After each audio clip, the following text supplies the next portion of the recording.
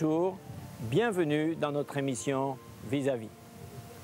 La médecine aujourd'hui accomplit des prodiges, traitements, greffes, etc., avec une somme de connaissances et de techniques toujours croissantes, mais toujours limitées. Mais Dieu, de tout temps, accomplit des miracles et guérit aujourd'hui encore. L'évangéliste Michel Pett partage avec enthousiasme des témoignages. Avez-vous besoin de guérison? Voici quelques témoignages qui vont vous aider, je l'espère.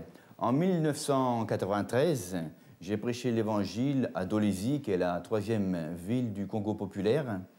Et là, j'ai vu qu'il y avait beaucoup de personnes qui souhaitaient la guérison. Alors j'ai cité, entre autres, ce que Jésus a dit, « Ils imposeront les mains aux malades et les malades seront guéris ». Et là, je leur ai dit, vu qu'il y a environ 2000 personnes et que vous êtes beaucoup à demander la guérison, je ne peux pas prier pour vous, mais posez la main là où vous souffrez pendant que je vais prier pour vous. Et Jésus-Christ est le même, il va confirmer sa parole. Et pendant la prière, je voyais que beaucoup démontraient leur foi en posant la main justement là où ils souffraient. Et je leur dis, eh bien, venez et témoignez ce que Jésus a fait pour vous. Plusieurs ont fait signe et sont venus témoigner sur l'estrade. Il y a eu beaucoup de personnes qui avaient des douleurs qui ont été guéries, les douleurs les avaient quittées. Une femme, entre autres, qui sortait de l'hôpital, qui n'avait pas été guérie, se plaignait toujours de maux de ventre. Elle a dit, dès que j'ai posé la main sur mon ventre, la douleur m'a quitté et maintenant ça va bien. Et ce qui m'a le plus frappé, c'était un homme qui a eu le pied cassé en 1986, et les hôpitaux là-bas, c'est pas comme dans nos pays, et il a été mal soigné. Et il dit, pendant la prière, j'ai posé la main sur mon pied, et d'un seul coup, j'ai cru que Dieu rentrait dans ma jambe. Il est arrivé sur l'estrade, il sautait, il était dans la joie. C'était vraiment merveilleux de voir cet homme, et les gens qui le regardaient étaient vraiment impressionnés de voir la puissance de Dieu. Voilà ce que Dieu fait. Et cet homme vraiment était reconnaissant au Seigneur. Vous aurez dû voir son visage, son attitude, tellement il était heureux, et ça c'est vraiment encourageant. Jésus-Christ est le même aujourd'hui, et je crois qu'aujourd'hui, il veut encore faire des miracles pour ceux qui ont besoin de guérison.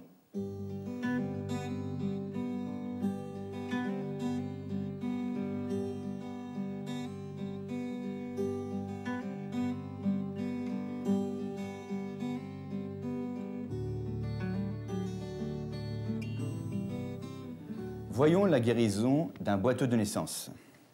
Pierre et Jean montaient ensemble au temple à l'heure de la prière. C'était la 9e heure. Il y avait un homme boiteux de naissance qu'on portait et qu'on plaçait tous les jours à la porte du temple appelée la Belle, pour qu'il demande l'aumône à ceux qui entraient dans le temple. Cet homme, voyant Pierre et Jean qui allaient y entrer, leur demanda l'aumône. Pierre, de même que Jean, fixa les yeux sur lui et dit « Regarde-nous ». Et il les regardait attentivement, s'attendant à recevoir d'eux quelque chose. Alors Pierre lui dit, « Je n'ai ni argent ni or, mais ce que j'ai, je te le donne. Au nom de Jésus-Christ de Nazareth, lève-toi et marche. » Et le prenant par la main droite, il le fit lever. Au même instant, ses pieds et ses chevilles devinrent fermes. D'un saut, il fut debout, et il se mit à marcher. Il entra avec eux dans le temple, marchant, sautant et louant Dieu. Tout le monde le vit marchant et louant Dieu. Il reconnaissait que c'était celui qui était assis à la belle porte du temple pour demander l'aumône. Et il fut rempli d'étonnement et de surprise au sujet de ce qui lui était arrivé. Comme il ne quittait pas Pierre et Jean, tout le peuple étonné accourut vers eux au portique dit de Salomon. Pierre, voyant cela, dit au peuple, « Hommes israélites, pourquoi vous étonnez-vous de cela? Pourquoi avez-vous les regards fixés sur nous comme si c'était par notre propre puissance ou par notre piété que nous avons fait marcher cet homme?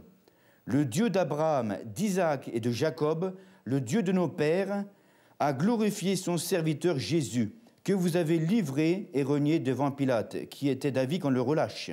Vous avez renié le saint et le juste, et vous avez demandé qu'on vous accorde la grâce d'un meurtrier. Vous avez fait mourir le prince de la vie, que Dieu a ressuscité des morts. Nous en sommes témoins. C'est par la foi en son nom que son nom a raffermi celui que vous voyez et connaissez. C'est la foi en son nom qui a donné cette entière guérison à cet homme en présence de vous tous. Eh bien, Pierre est clair là, il dit « Ce que j'ai, je te le donne. Ce qu'il a, c'est le nom de Jésus. » Et il sait que ce nom a autorité pour le guérir. Alors il lui dit « Au nom de Jésus de Nazareth, lève-toi et marche. » Et comme il croit dans ce nom de Jésus, il passe à l'action, il le prend par la main et il le fait lever. Les gens sont étonnés, mais il leur dit bien « C'est pas par notre puissance, c'est pas par notre piété, c'est simplement par la foi dans le nom de Jésus. C'est la foi dans le nom de Jésus, justement, qui a raffermi cet homme que vous voyez, cet homme que vous connaissez. » Et là, justement, il dit, ce nom de Jésus a donné à cet homme une entière guérison en présence de vous tous.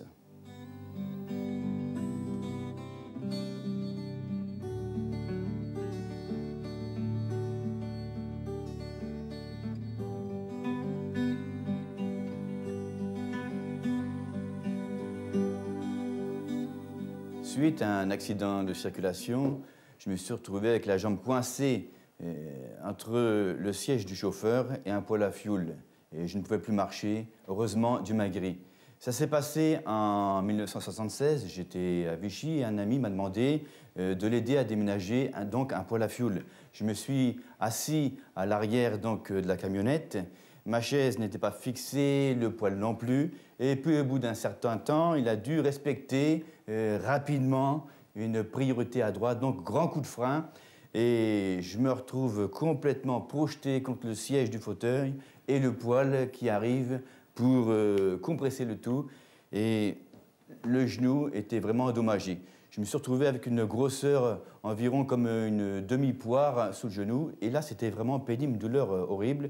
Enfin, mon ami m'a reconduit chez moi sur une jambe, il me tenait. Et là, il livre la marchandise à ma femme en disant « Tiens, voici un mari tout neuf en morceaux. » Tout neuf parce qu'il dit ça, je venais de me marier quelques mois auparavant. Et là, donc, je vais m'allonger et je prie le Seigneur d'intervenir. Je dis « Seigneur, tu vois, j'ai vraiment besoin de ta grâce. Je n'ai pas les moyens d'aller à l'hôpital ni quoi que ce soit, mais interviens. » Et alors que je prie, je me souviens de l'histoire d'un homme qui s'appelait le Sadhu Sundar Singh, un missionnaire qui avait été miraculé vraiment par la puissance de Dieu. Il avait été persécuté et les gens qui l'ont persécuté, ils l'ont jeté dans une fosse et on y avait aussi brisé les membres. Il était en bas, il priait le Seigneur et d'un seul coup, eh bien, voici qu'une corde descend dans cette fosse, il attrape cette corde, il arrive en haut, plus rien, il est guéri totalement. Est-ce qu'il y a eu un ange ou quoi? En tout cas, Dieu est intervenu. Alors je dis, Seigneur, si tu l'as fait pour lui, eh bien, c'est aussi pour moi, parce que tu ne fais pas d'exception. Et là, je le prie, j'ai vraiment l'assurance que Dieu intervient. Au bout d'un moment, c'est comme si je voyais le Seigneur entrer dans ma chambre, comme si je voyais la silhouette de Jésus, et qui me dit, lève-toi et marche. Je dis, Seigneur, j'ai mal à la jambe. Si je te le dis, c'est que tu peux le faire. Alors je dis, là, on ne discute pas. Je commence à viser le radiateur, je pose à terre la jambe qui allait bien, et je commence à me lever. Je dis, au nom de Jésus, au nom de Jésus. Et là, je me lève, et j'ai encore la douleur et je marche, je dis « Au nom de Jésus, merci, je suis guéri ». Et au bout d'un certain temps, 2 heures après, c'était terminé. Plus de douleur, plus de grosseur. Et je disais « Merci Seigneur, vraiment tu es intervenu ». Eh bien, le soir même, j'allais dans Vichy, il y avait une bonne distance, j'étais à pied à la Réunion, j'avais plus de douleur, plus de grosseur, c'était rentré dans l'ordre. Jésus-Christ est vivant, mais il m'a fallu que je le prenne au mot quand il m'a dit « Lève-toi et marche ».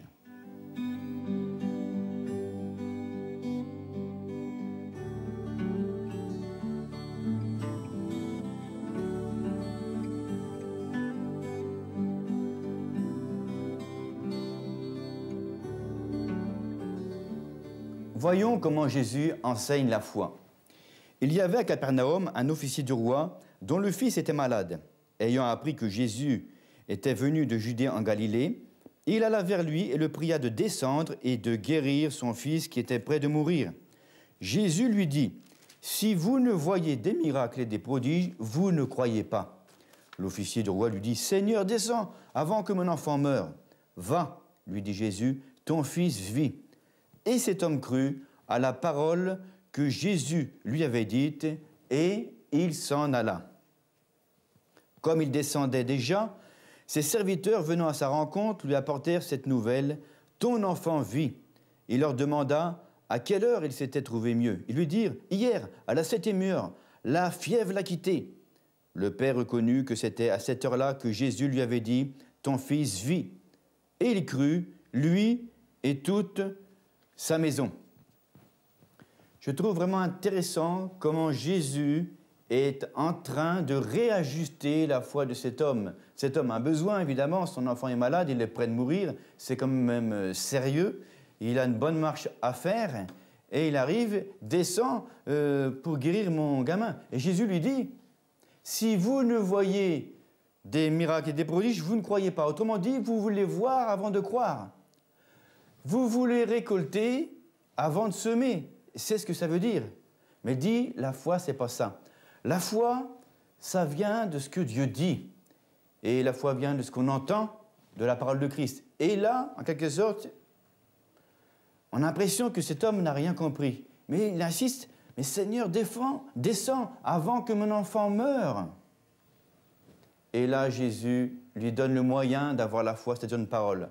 Va, lui dit Jésus, ton fils vit. La foi vient de ce qu'on entend de sa parole. D'un seul coup, ça fait le tour dans le cœur, dans l'entendement de cette personne, de cet homme, et il crut, et il s'en alla. Il a mis, on pourrait dire, des jambes à sa foi, il a mis sa foi en action. Et voici qu'en route, il y a ses serviteurs qui viennent lui confirmer en disant, eh bien, voilà, la bonne nouvelle, ton enfant vit. À quelle heure ça s'est passé? Hier, à la 7e heure. Et là, le père s'est rendu compte que c'était exactement à cette heure-là que Jésus lui a dit « Va, ton fils vit ». Et il crut, lui et toute sa maison. Ça, c'est la grâce de Dieu.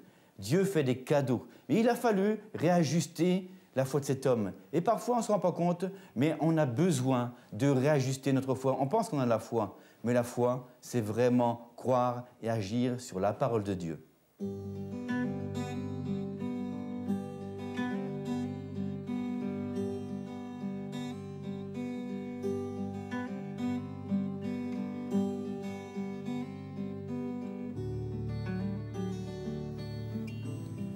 Mon fils David était malade avec une forte fièvre et Jésus aussi a dû rectifier ma foi pour m'aider à saisir sa guérison. Malgré les médicaments, il ne s'en sortait pas. Alors je me posais des questions et je dis « Seigneur, je ne comprends pas. Je t'ai prié et je ne vois pas les résultats. » Et là, le Seigneur me rappelle justement cette histoire de l'officier du roi que nous venons de voir ensemble. Et là, il me dit « Tu vois, tu es comme cet officier, tu veux voir avant de croire. » Et là, je réfléchis et je dis « Mais c'est vrai, tu pries, mais tu ne crois pas que tu l'as reçu. » Alors que Jésus nous dit de croire qu'on l'a reçu, et ensuite on le verra s'accomplir. Alors je repense, je revois cette histoire de l'officier, quand Jésus lui dit « Va, ton fils vit. » Et là je dis « Ça y est, Seigneur, d'accord, je crois maintenant que tu as guéri David. Je te remercie pour cela. » Et je commence à le louer, à le remercier vraiment pour les résultats. Et au bout d'un moment, je dis, bon, c'est bien tout ça. C'est bien beau de dire merci, mais il faut passer à l'action. Comme cet homme, Jésus, il dit, va, il ne faut pas rester sur place, mais ton fils vit. Alors, je dis, je vais à la rencontre de la bénédiction, c'est-à-dire, je vais voir David qui est couché, il est dans son lit, toujours en mauvais état. Et là, je lui parle de l'histoire des 10 lépreux que Jésus a guéris dans la Bible. Vous trouverez ça dans l'évangile de Luc, chapitre 17. Et là, ces gens, ces lépreux, demandent à Jésus de les guérir et il leur dit « Allez vous montrer au sacrificateur ». Et c'est pendant qu'ils y allaient qu'ils furent guéris. Ils n'ont pas été guéris avant, c'est pendant qu'ils y allaient. Pendant qu'ils y allaient, le Seigneur a déployé sa puissance, ils ont vu la guérison. Et là, je vois que David, il capte ces paroles. Il avait, je ne sais pas moi, il avait peut-être environ 8-10 ans. Et je l'aide à se lever de son lit. Il commence à marcher, il vient à table avec ses frères et sœurs, mais il n'a pas faim, il ne mange pas, il la regarde. Et à un moment, j'ai à cœur de lui imposer les mains au nom de Jésus, selon ce que la Bible enseigne. Je lui impose les mains, environ 30 secondes après, il vomit, et c'est terminé. Il n'a plus de fièvre, la fièvre l'a quitté, il était en pleine forme. Et bien voyez-vous, là, c'est dans l'action que nous voyons le Seigneur intervenir. Si vous voulez voir le Seigneur intervenir, quand vous priez, croyez qu'il vous entend. Croyez que sa volonté, c'est de vous guérir. Croyez qu'une fois que vous avez demandé que l'exaucement est en route et allez à la rencontre de l'exaucement. Faites justement ce que vous ne pouviez pas faire avant. Et c'est dans l'action que Dieu déploie sa puissance. Vous agissez dans la foi. Vous croyez d'abord dans le cœur, après avoir prié, et vous agissez dans la foi. Et sachez que là, le Seigneur est à la pointe de votre foi pour vous bénir.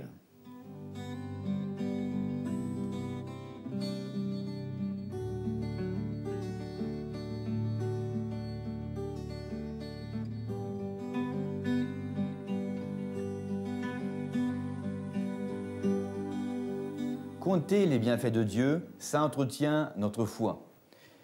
David a écrit justement à ce sujet.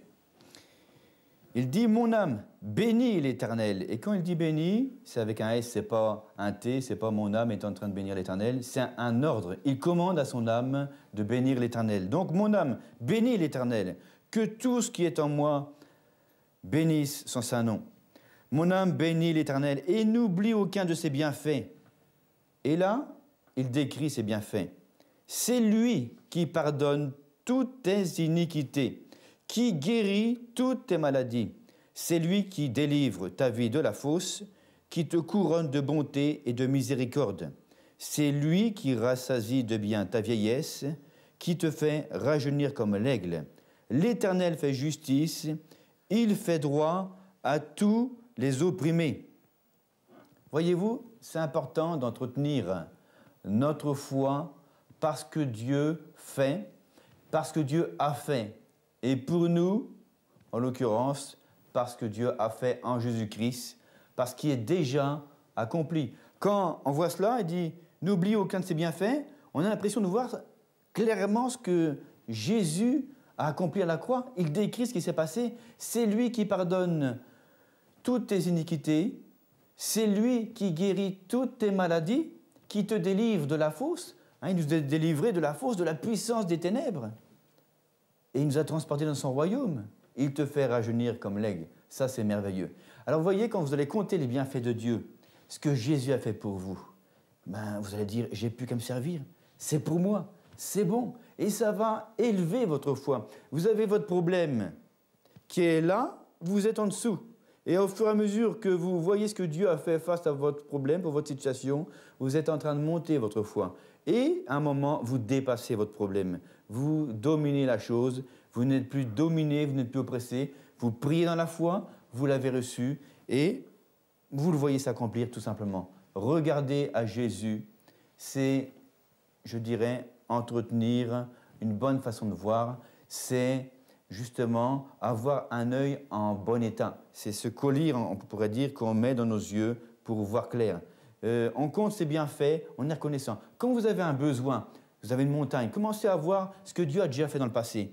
Vous allez dire, s'il l'a fait déjà, là encore, il va m'aider. Il va m'aider. Mais si on continue à être, si on s'enfonce dans du négativisme, là ça ne va pas, puis si on voit tout ce qui ne va pas, chez les uns, chez les autres, dans notre vie, on ne s'en sort pas. Au contraire, on rectifie, on compte les bienfaits de Dieu, ça entretient, ça développe notre foi, je dirais même c'est le turbo de la foi. C'est pour ça que Paul dit, réjouissez-vous toujours dans le Seigneur.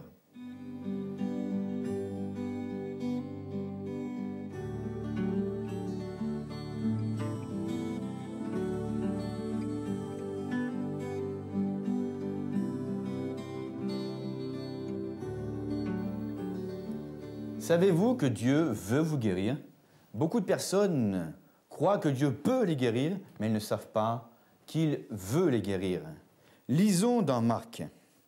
Un lépreux vint à lui, à Jésus, et se jetant à genoux, il lui dit d'un ton suppliant, « Si tu le veux, tu peux me rendre pur. » Jésus, ému de compassion, étendit la main, le toucha et dit, « Je le veux, sois pur. » Aussitôt la lèpre le quitta et il fut purifié. Je trouve que ce texte est riche d'enseignements. Jésus ne parle pas longtemps et il joint le geste à la parole. C'est suffisant pour qu'il se passe quelque chose et c'est suffisant pour nous enseigner aujourd'hui. Alors c'est toujours bon de se dire que, justement c'est ce que la Bible enseigne, Dieu ne fait pas d'exception de personne. C'est important de savoir cela. S'il l'a fait pour ce lépreux, c'est pour nous. Et beaucoup de gens savent que Dieu peut, qu'il peut faire des tas de choses, qu'il peut les guérir. Mais elle doute quant à l'affaire, quant à la question qu'il veut guérir. Alors, on voit une chose, un caractère important de Dieu. Dieu est amour. On voit Jésus ému de compassion. C'est l'amour de Dieu qui l'a motivé à faire quelque chose. À faire quelque chose, à agir pour ce lépreux. Dieu faisait les œuvres au travers de Jésus. Il parlait au travers de Jésus. Il a montré sa volonté de guérir à travers Jésus. Voyez-vous? Et là, Jésus étend la main, le touche et dit « Je le veux ». Tu entends bien? Je le veux. Tu entends? Je le veux, sois pur. Et c'est là que cet homme a été guéri. Quand on sait que Dieu veut, Dieu le veut? Ah ben je le peux. Parce qu'en réalité, ce qui nous bloque bien souvent, c'est de savoir que Dieu veut. Et quand on sait que Dieu veut, eh bien ce qu'il veut, il l'accomplit. Eh bien je fais un avec lui et j'accomplis aussi les choses avec Dieu. Et je reçois aussi les choses de Dieu. Et je vais dans les choses de Dieu. Jésus allait de lieu en lieu pour faire du bien, toujours du bien. Et pour guérir tous ceux qui étaient sous l'empire du diable, parce que Dieu l'avait oint de Saint-Esprit et de force pour faire ces choses, justement. La guérison, dans ce texte, nous dit que la maladie, plutôt, est l'empire du diable. C'est le diable qui détruit. Ce n'est pas la volonté de Dieu. Le voleur, qui est le diable, ne vient que pour dérober, égorger et détruire. La maladie fait exactement ça. Ce n'est pas bon. La volonté de Dieu est bonne, agréable et parfaite. La guérison, c'est bon, c'est agréable, c'est parfait. Et nous avons besoin, justement, de la bonne santé. Et lorsqu'on sait que Dieu nous aime, que sa volonté, c'est de nous guérir, alors on est dans la foi. Et là, on peut saisir tout simplement la guérison.